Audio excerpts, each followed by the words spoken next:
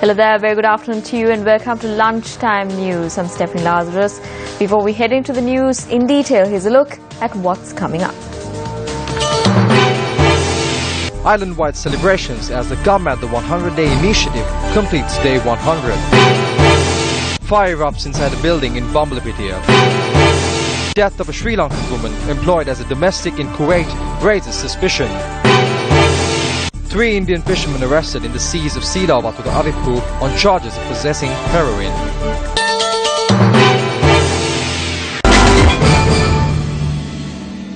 On to your lead story now. Suspicion has arisen following the post-mortem examination of the female Sri Lankan national who was said to have died in a gas explosion in Kuwait. The cause behind the death of Niluka Nilmini, who travelled to Kuwait for domestic work purposes, was revealed to her relatives on the 4th of this month. After the body was brought to the island, it was revealed that her organs, including her kidneys, had been removed. They told us that she died from a gas explosion. My sister did not have any burn injuries. Her eyes and her kidneys had been removed. They have taken her organs. I informed the Ministry of Foreign Affairs on this, but they did not accept my complaint. I request that the officials intervene on this. However, when the body of the deceased was brought to the island, the relatives of the victim informed the police of their suspicion on her death. Thereby, the Mahava magistrate had ordered that the Kurunagal Judicial Medical Officer to conduct a post-mortem examination. Following the post-mortem examination, it was revealed that the death of the woman was caused by a blow to her head. Final rites of Niluka Nilmini will be conducted this evening. The COPE report on the central bank bond issue is to be presented in Parliament tomorrow. Now, we spoke to MP Dr. Nalinda Jayatissa and inquired into the importance attached to releasing the report tomorrow. Dr. Nalinda Jayatissa will be joining us live from the newsroom with Newsfirst Joel Outscore. Joel?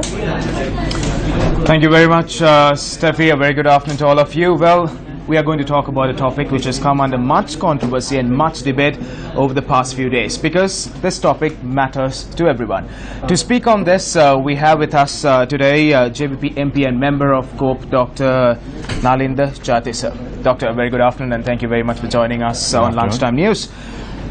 Everyone's attention has been drawn towards this COPE report on the central bank bond scam, which is to be released tomorrow.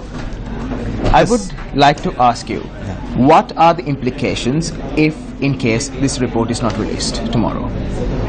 Yes, the thing is, all the members of the COPE recommended and agreed to all recommendations and observations made by the chairman, and he presented the report on 21st of October, and he is going to submit it tomorrow.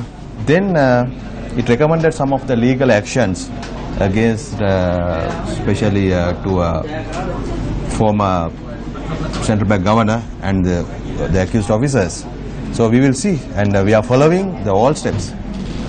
We are all waiting to see what will happen. The COPE is only able to put forward recommendations. Yes. We'll say if these recommendations are not implemented, what would happen? Yes. Actually, the COPE has limitations. That is, they can submit the recommendations. The responsibility to take actions depend on the government, especially the President and the Prime Minister and the Cabinet. So, as we did the past with the people and the support of media, we are going to pressurize the government to take legal actions against them. You say that you will put all the necessary pressure to ensure that the wrongdoers will be brought before the law. Yes. I would also like to ask you this question. A lot of people wonder if there is pressure to safeguard these wrongdoers. Yes. There was a big pressure to safeguard these accused very big persons. And that's why inside the JP now we are discussing and to our legal, the lawyers, to take strong legal actions. Otherwise, we suspect that there are some efforts to safeguard these accused people.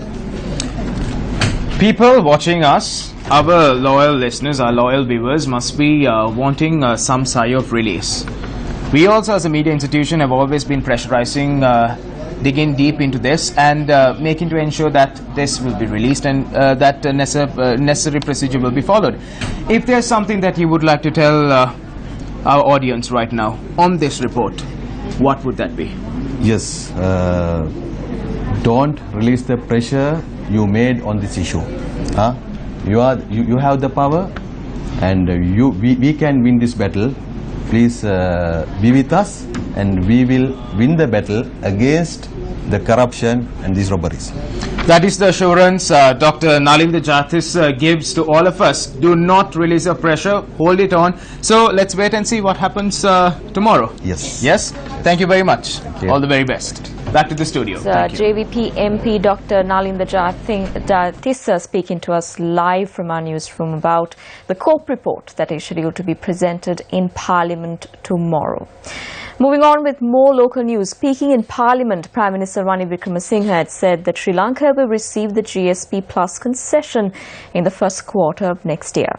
Also in his speech, the Prime Minister had mentioned that the EDCA agreement will be signed with India next year as well, and in addition to the trade agreements that are scheduled to be signed between Japan and China. Speaking in Parliament this morning, Prime Minister Ranil Wickremesinghe delivered a speech on the country's economic plan. He added that the export market of the country will be developed through plans to expand the domestic market. The Prime Minister had also mentioned that a single counter system will be introduced to the country to facilitate investment. Prime Minister Wickremesinghe had also mentioned that the government intends to catapult the country's economy to improve the country's doing business index. Still in local news, Colombo High Court today permitted a special Sinhala-speaking jury to be appointed to consider the case into the killing of former MP Nadaraja Raviraj and his security officer. The Attorney General has filed action against 6 defenders, including 3 Navy officers. Moving on to more local news, 3 fishermen were arrested by the Sri Lanka Navy along the Aripur-Silavathura coastal line for having in their possession a stock of heroin. According to the media spokesperson of the Sri Lanka Navy, the stock of heroin seized weighs 2 kilograms. The stock was seized during a raid conducted this morning. The Navy media spokesperson further added that the stock of seized heroin was taken to the Police Anti-Narcotics Bureau in Colombo for further investigations.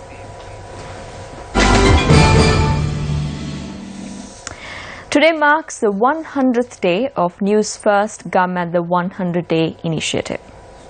Government, through its 100-day initiative, has embarked on a vast number of community development projects spanning the length and breadth of Sri Lanka, from the most vulnerable and economically disadvantaged communities living across the country. Transforming the role of traditional news media, the Newsfirst Government initiative has seen unprecedented levels of public engagement transcending the boundaries of race, religion and social norms. Last evening, it was announced that a decision has been reached by the Capital Maharaja organization to extend the Government campaign further.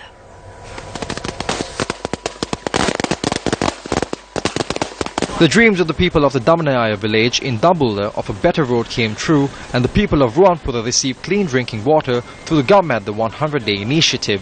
The initiative also extended its helping hand to the people of Hatton to have access to clean drinking water. A ceremony was organized at the Mahasen Vidyalaya College in Attanakadavelayaya. The initiative, which strives to be a ray of hope to the deprived, will continue its service to the society. Where we are now joined by Newsfirst Aravinda Almeida, who is currently in Hatton, for more details. We have now arrived in the Ruanpura village in Hatton, and we are here to celebrate the 100th day of the largest island-wide humanitarian initiative, which is the Newsfirst Government the 100 Days initiative. Within these 100 days, we've been able to help so many people who are in need of their relief. where the government failed to provide them with the relief they deserved, we came to their doorsteps to help them and to give our fullest support as humans in order to make their lives better. And today marks a very significant day for the Gammat, the 100 Days Initiative, as we will not be stopping our project from today but continue this project for the upcoming months and upcoming years on request of the general public. Reporting from Hatton, I am Aravind De Almeida for News First.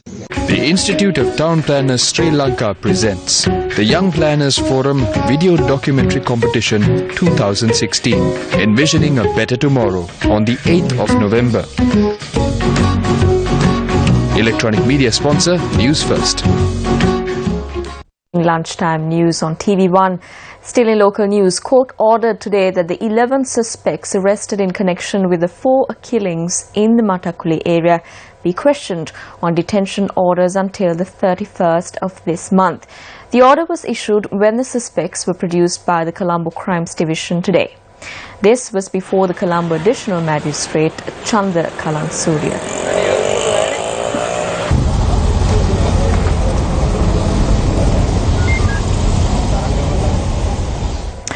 A fire erupted in a building complex this morning along a duplication road in Bambalapitiya. According to the National Fire Brigade, the fire had broken out at around 9 this morning. The fire brigade noted that the services of 6 fire extinguishing units were deployed to extinguish the fire. Wrap up lunchtime news. Remember to stay ahead. You need to stay close to News First. For that, you simply need to log on to our website www.newsfirst.lk. I'm Stefan Lazarus, your latest news update will come your way at 1:55. Good day.